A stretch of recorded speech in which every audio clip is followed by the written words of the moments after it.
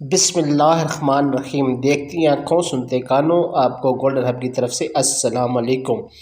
Jelly عاملوں نے اپنی دکانداریاں چمکانے کے لیے جنات کے ہاتھوں پہنچنے والے نقصانات کی فرضی داستانیں اور خوفناک واقعات مشہور کر رکھے ہیں۔ اس کی بدولت وہ پریشان حال اور مجبور لوگوں سے بھاری رقوم حاصل کرنے میں کامیاب ہو جاتے ہیں۔ حقیقت یہ ہے کہ جنات بلا وجہ کسی کو تنگ نہیں کرتے۔ علمیات کے میدان میں سالہ سال کے ذاتی تجربات کی روشنی میں ایک عامل صاحب بتاتے ہیں کہ میں اس نتیجے پر پہنچا ہوں کہ صرف 4 ایسی وجوہات ہیں جن کی بنا پر جنات انسانوں کو پریشان یا نقصان پہنچانے کی کوشش کرتے ہیں۔ پہلی قسم ان لوگوں کی ہے جو علمیات و وظائف کے ذریعے جنات کو تسخیر کرنے کی کوشش کرتے ہیں۔ اکثر نہ تجربہ کاری کی بنا پر جب عمل الٹ ہو جاتا ہے یا بالکل نہیں ہوتا تو جنات اس عامل پر حاوی ہو جاتے ہیں اور اس عامل کو مختلف طریقوں سے اذیت پہنچاتے ہیں۔ جنات کے سائے کے اثر کا شکار ہونے والوں کی دوسری قسم ان لوگوں کی ہے جن کے ہاتھوں غیر شعوری طور پر لا علمی سے جنات کو نقصان پہنچ جاتا ہے اور اس شخص کو اس کی خبر بھی نہیں ہوتی، لیکن جنات انتقامی کارروائی پر اتر آتے ہیں اور مختلف طریقوں سے تنگ کرتے ہیں۔ جنات کے سائے کی تیسری قسم میں عامل حضرات تویز یا علمیات کے ذریعے کسی کو نقصان پہنچانے کی خاطر جنات کی ڈیوٹیاں لگا دیتے ہیں تو جنات ہر طرح سے پریشان کرتے ہیں اور آسانی کے ساتھ نہیں چھوڑتے۔ چوتھی اور آخری قسم کی نوعیت ذرا مختلف ہے۔ اس کا زیادہ تر شکار صرف عورتیں ہوتی ہیں۔ عام طور پر جنات کسی خوبصورت عورت پر اس کے حسن کی بدولت مسلط ہو جاتے ہیں لیکن انہیں نقصان نہیں پہنچاتے۔ اگر انہیں نکالنے کی کوشش کی جائے تو سخت مزاحمت کرتے ہیں۔ آگے جنات کے سائے کی حقیقت، علامات اور اس کے علاج کا ذکر آئے گا جسے سن کر ہر کوئی فائدہ اٹھا سکے گا۔ جب تک یہاں صرف ان باتوں کو بیان کروں جنہیں سن کر اوپر بیان کی گئی جنات کے سائے کی اقسام کو یاد رکھنے میں آسانی رہے۔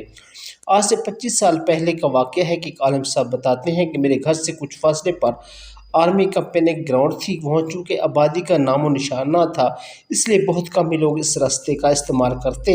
ایک دن میں اپنے گھر کے نیچے خرات پر بیٹھا کام کر رہا تھا۔ ایک لڑکا جس کی عمر تقریباً 13 سال تھی زمین پر بے ہوشی کی حالت میں گرا ہوا تھا اور تھر تھر کانپ رہا تھا۔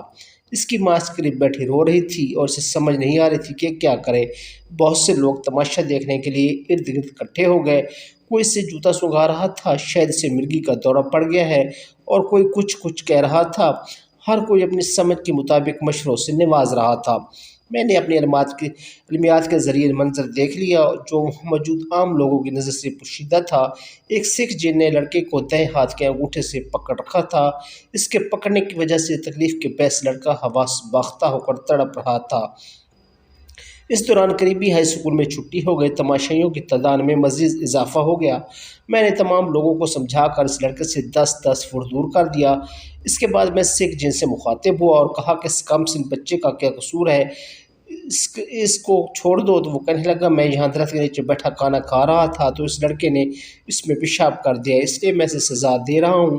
اس دوران میں نے اس کی منت سماجت بھی کی اور دھمکیاں بھی دیں لیکن وہ کسی صورت ماننے پر تیار نہ ہوا۔ اس کے بعد میں نے ایک لڑکے سے کاغذ اور پینسل لے کر تویز لکھا اور اس کو دکھایا کہ میرے پاس تمہارا علاج موجود ہے، لیکن وہ بہت ڈھیٹ تھا۔ کہنے لگا آپ مجھے چاہے جلا دیں لیکن میں اس لڑکے کو نہیں چھوڑوں گا۔ اس وقت میرے پاس ایک ایسا علم تھا جس کو میں مشکل وقت میں آخری ہتھیار کے طور پر استعمال کیا کرتا تھا۔ یہ ایک ایسا وظیفہ تھا کہ کوئی طاقتور سے طاقتور جن بھی اس کے سامنے نہیں ٹھہرتا تھا۔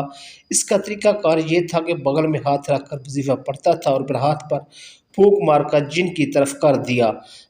جب میں نے آخر میں ہاتھ لہرایا تو وہ ہاتھ جوڑنے لگا کہ بس بس، اور اس نے دوڑ لگا دی۔ میں نے 2 موکلز کے پیچھے دوڑائے اور وہ اسے پکڑ کر لے آئے۔ پھر اس نے بہت معافیاں مانگی۔ پہلے وہ اس جگہ کو چھوڑنے پر تیار نہیں تھا، اب اس نے اپنا مقام تبدیل کرنے کی حامی بھر لی اور آئندہ کسی کو نہ تنگ کرنے کا وعدہ کیا۔ اس منظر کو وہاں پر موجود بہت بڑے ہجوم نے دیکھا۔ اس کے بعد لڑکا ہوش میں آ گیا۔ میں نے اس کو تویز لکھ کر دیا اور کہا کہ اسے گلے میں ڈال لینا، پھر کبھی بھی کوئی جن تمہارے قریب نہیں آئے گا۔ امام ابن جوزی رحمۃ اللہ علیہ فرماتے ہیں کہ طالب علم سفر کر رہا تھا، راستے میں ایک جن اس کو ساتھ ملا۔ جب وہ شہر کے قریب پہنچا جس میں اس نے جانا تھا تو طالب علم سے کہا میرا تجھ پر ایک حق اور ذمہ ہے، میں جن ہوں، میں تم سے ایک کام ہے۔ طالب نے کہا وہ کیا؟ اس جن نے کہا جب تم فلانے گھر میں جائے گا تو وہاں مرغیوں کے درمیان میں ایک مرغ کو پائے گا، تو اس کے مالک کا پوچھ کر اس کو خرید لینا اور ذبح کر دینا۔ طالب علم نے کہا ہے بھائی مجھے بھی تم سے کام ہے۔ جن نے کہا کیا؟ طالب نے کہا جب شیطان سرکش ہو، اس میں جھاڑ پھونک دم وغیرہ کچھ فائدہ نہ ہو اور وہ آدمی کو پریشان کر دے تو اس کا علاج کیا ہے؟ جن نے کہا چھوٹی دم والے 12 سنگی کھال ایک عدد اتاری جائے اور جن والے آدمی کے ہاتھوں کو دونوں گھٹنوں کو مضبوطی سے باندھ دیا جائے، پھر سداب بری کا تیل نکال کر اس کے ناک کے دائیں نتنے میں 4 مرتبہ اور بائیں نتنے میں 3 مرتبہ ڈال دیں تو اس کا جن مر جائے گا اور کوئی دوسرا بھی اس کے پاس نہ آ سکے گا۔ وہ طالب علم کہتا ہے کہ میں شہر میں داخل ہوا تو اس مکان میں آیا تو معلوم ہوا کہ بڑھیا کا ایک مرغ ہے۔ میں نے اس سے فروخت کرنے کو کہا تو اس نے انکار کر دیا، تو میں نے اس کو کئی گنا زیادہ قیمت میں خریدا۔ جب میں خرید چکا تو میں نے جن کو دور سے مجھے شکل دکھلائی اور اشارے سے کہا کہ اس کو ذبح کر دے، تو میں نے اس مرغ کو ذبح کر دیا۔ تو اس وقت مرد اور عورتیں نکل آئے اور مجھے مارنے لگے۔ یہ مجھے کہتے تھے کہ تو جادوگر ہے۔ میں نے کہا نہیں، میں جادوگر نہیں ہوں۔ انہوں نے کہا جب سے تو نے مرغ کو ذبح کیا ہے ہماری لڑکی پر جن نے حملہ کر دیا ہے۔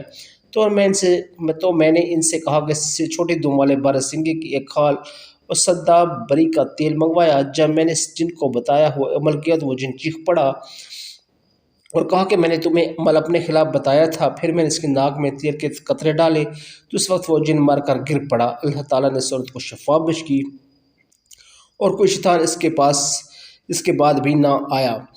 تو ناظرین محترم، یہ تھی ہماری آج کی ویڈیو۔ امید ہے آپ کو پسند آئی ہوگی۔ آخر میں آپ سے گزارش ہے کہ ہمارے چینل کو ضرور سبسکرائب کیجیے تاکہ اس طرح کی اسلامی انفارمیشن اور معلوماتی ویڈیوز آپ کو بر وقت ملتی رہیں۔ آخر میں اس دعا کے ساتھ کہ اللہ آپ سب کا حامی و ناصر ہو، ہمیں دیجیے اجازت، بہت جلد ویڈیو کے ساتھ دوبارہ حاضر ہوں گے۔ اللہ حافظ۔